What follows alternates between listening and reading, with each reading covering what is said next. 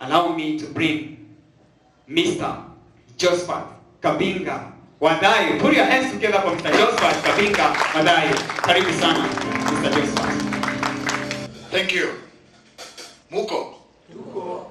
Kabisa? Kabisa. Nionyeshe na mkono. Thank you. Thank you. And thank you again. I've been asked to speak about readership and governance.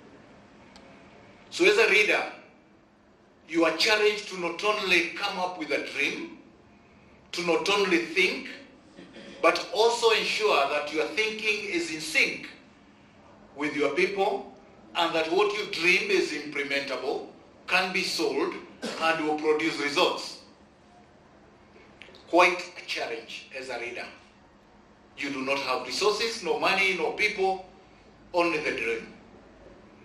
And this is where most of us youngsters find difficulties, because you have dreams, but you want to align your dreams with what you have. A reader must think, not only think outside the box, but also take the box and take it somewhere else, so that he doesn't have an option of getting inside that box. Most of the people occupying leadership position are actually managers. A manager manages resources that are already there. A manager will manage that bursary, will manage that CDF. A reader will come and say that bursary is not enough, and will mobilize all of you, as Kogi is doing, and ensure that you add more to that kitty. That is leadership.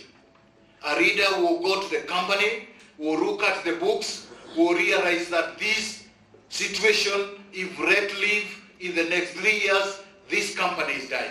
But the manager will realize last year was this much, today or this year we have added 10%, so he thinks it's okay. But a reader knows that that is not okay. That if it is not improved in the next 3 years, there will be no company. That is what I see as leadership. I don't want to dwell too much on that. I'll leave you to ask questions, but let me go to governance. This is an area that is in my blood. As a person who works with international organizations, a person who have traveled wide and far, both in Africa and out of Africa, I have made some comparison on governance, and I know that the solution to our good living is about good governance. Good governance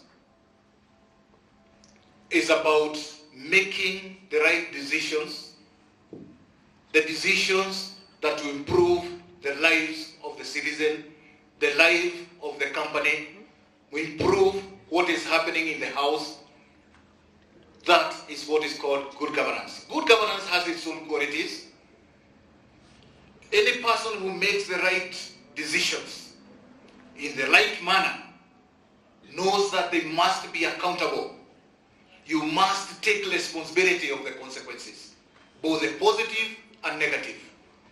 He knows that whatever decision he is making, he will not come again and say, somebody else did this and did this. I take responsibility. He knows that the decision he makes is within the rule of law.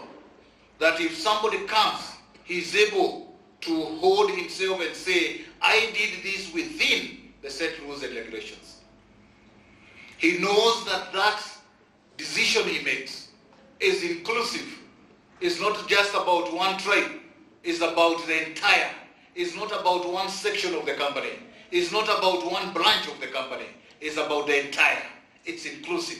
It's responsive. He knows that that decision is making. If somebody asks anything, you'll be able to respond. And if there are changes that happen here and there, the decision you make today will be responsive and be adjusted accordingly. He knows that that decision is participatory, that there are avenues for the staff members within that company or for the citizens of that country to be able to contribute to those decision making. And this is why, under our new constitution, you find there are open forums to enable you to go and give your views. These avenues of participation are not only important for you, but also to create awareness to the decision maker. That as I do this and that, somebody else is watching. Somebody else will come. Somebody else will hear what I'm doing. And somebody else will hold me accountable. These are some of the qualities of good governance. Good governance dictates that whatever you want to know, whatever you want to get from a public office, for example, you should be able to get. Good governance dictates that we recruit, and this is part of the things that we probably are seeing in most of the countries today, that since the time of colonialism, governance was selective. You would go to some areas, they were well promoted by way of having kids go to school, and others somewhere in some part were being used as army, for army recruits. And so we grew with a lot of disparity in most parts of Africa. Today, after independence, people are starting to realize themselves. Today, after independence, people are realizing that the governance that has been put in place for all that time has been exclusive, it has not been equitable, and therefore now people want a speedy way of equating things. I rest my case there, ladies and gentlemen. Ladies and gentlemen, appreciate Mr. Kabinga. Thank you so much.